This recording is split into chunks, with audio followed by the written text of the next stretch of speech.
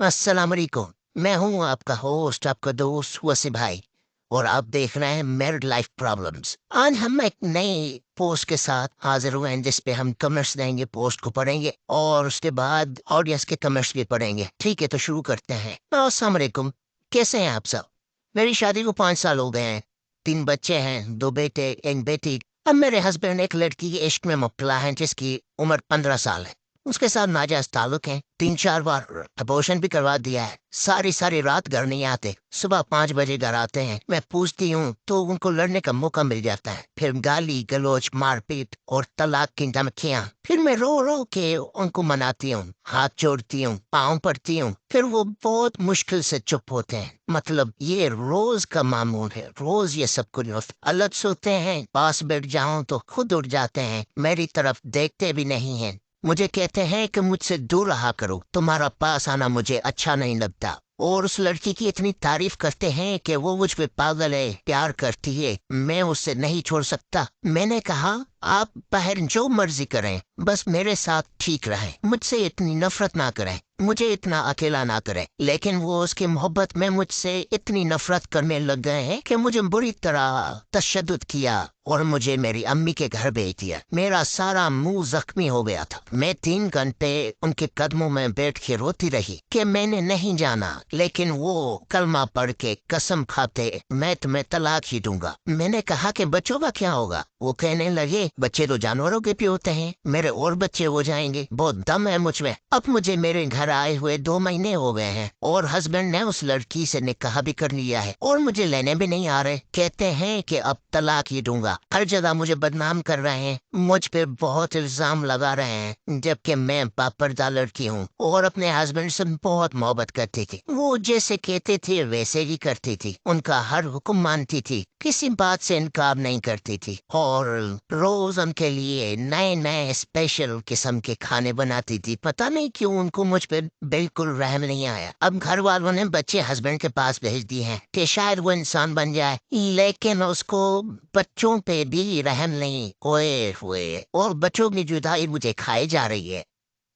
मुझे क्या करना चाहिए? प्लीज बेड कमेंट्स ना कीजिएगा, सही से एडवाइस कीजिएगा। तो ठीक हो गया मेरी बहन, आपकी सारी स्टोरी हमने बड़े गौर से सुनी है। अब आपके कहने का मकसद ये है कि आपके हस्बैंड आपको, आमतौर पे हम आसान लफ्जों में चीजों को बयान करते हैं कि आपके हस्बैंड आपको लिफ्ट नहीं करवा, ठीक है। अब वो आपको अटेंशन क्यों नहीं देते हैं? देखें, यहाँ पे बहुत सारी बातें होती हैं, बहुत सारे पहलू होते हैं, उनको जरा देखना पड़ेगा। देखें, आपके हस्बैंड पहले तो बाहर क्यों गए, इसमें सोचने की बात यह है। उमूमन मैं एक चीज आपको बता देता हूँ। शादी के बाद क्या होता है कि लड़की शादी से पहले तो बड़ी खूबसूरत अपना लग रही होती है, अपने आप को बड़ा तैयार कर रही होती है। जैसे शादी होती है उसके बाद भी शुरू शुरू में मेकअप ये वो और अच्छी ड्रेसिंग करना, खुशबू लगाना और अपने आप को तैयार रखना कि जैसे हस्बैंड आएगा उसके लिए तैयार होती हैं। आहिस्ता आहिस्ता क्या होता है कि वो दादी अम्मा बन रही होती है। वो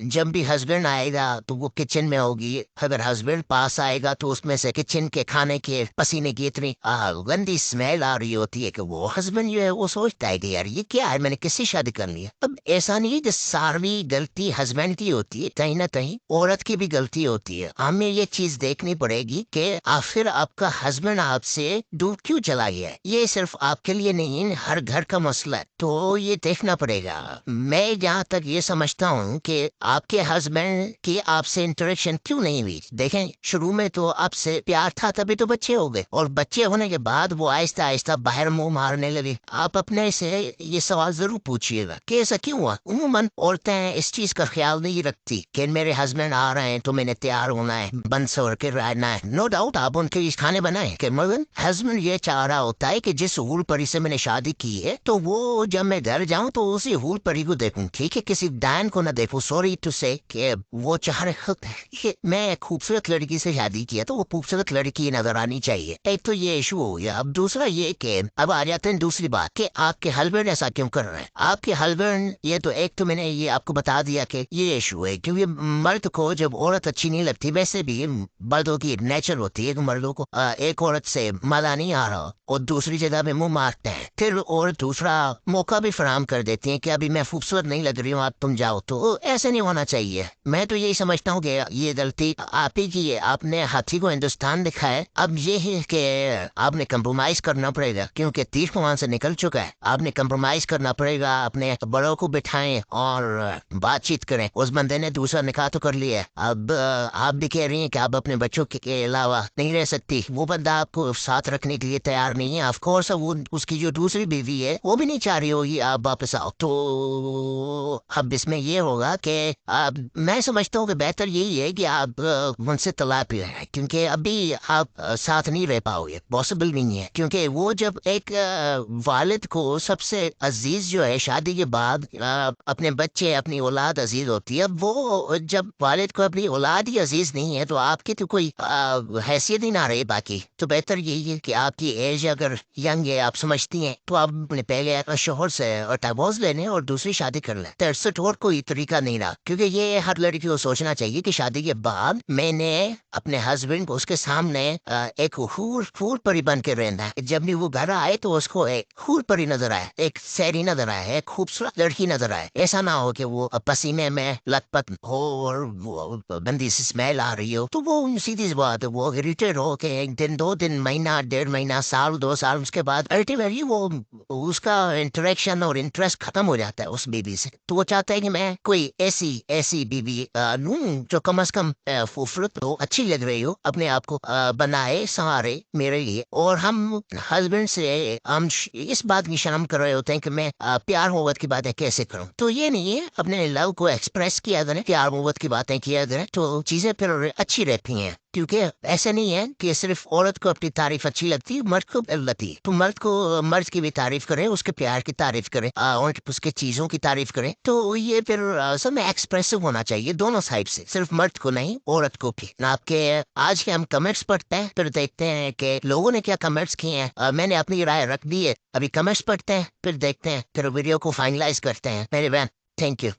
یہ ایک اور لڑکی ہے عجیب کا کمنٹ کیا ہے، وہ کہتی ہے کہ کوئی روحانی مسئلہ لگ رہا ہے ہسبینڈ پہ، جب کوئی جادو وغیرہ کروا دیتے ہیں تو ایسا ہی کوئی کچھ ہو رہا ہوتا ہے، سیم ایسے بہت سے کیسز دیکھنے میں آتے ہیں جن کے آپس میں جدائی جادو کرا دیتے ہیں اور پتہ نہیں کیا ہو، مطلب یہ کوئی جادو ٹونے کی بات کر رہی ہیں ٹھیک ہے، اچھی بات ہے، ویسے ہو بھی سکتا ہے، اچھا دوسری ایک میڈم ہے، جب وہ باز نہیں آ رہے تھے تو ان کو ان کے حال پہ چھوڑ دیتی، اور اگر ایبارشن کروا رہے تھے اس لڑکی کے ساتھ سنسیئر نہیں، اپنا گھر نہیں چھوڑو کبھی بھی، جاؤ چپ کر کے رہو، ویسے ٹھیک ہے کسی حد تک، یہ میڈم بھی ٹھیک کہہ رہی ہیں، غلط نہیں کہہ رہی کسی حد۔ دوسرا ایک کمنٹ ہے، یہ آزمایا ہوا نسخہ بتا رہی ہیں، دو نفل حاجات اٹھنے سے پہلے 3 بار سورہ یاسین پھر دعا، اس یقین کے ساتھ کہ ہر کام میرے اللہ سے ہی ہونا ہے، ڈیلی پڑھے ہسبینڈ لینے آ جائیں گے، ماشاء اللہ جی زبردست، یہ ہو جائے تو کمال ہو جائے گا۔ ویسے میری بہن یہ اس کو آپ نے ٹرائی کرنا چاہیے، بہت اچھی بات بتائیے، تو آپ دیکھ رہے تھے میرل لائف پرابلمس، پھر ملیں گے کسی اور ویڈیو میں نئی پوسٹ کے ساتھ، نئے کمنٹس کے ساتھ، میں ہوں آپ کا ہوسٹ آپ کا دوست وسیم بھائی۔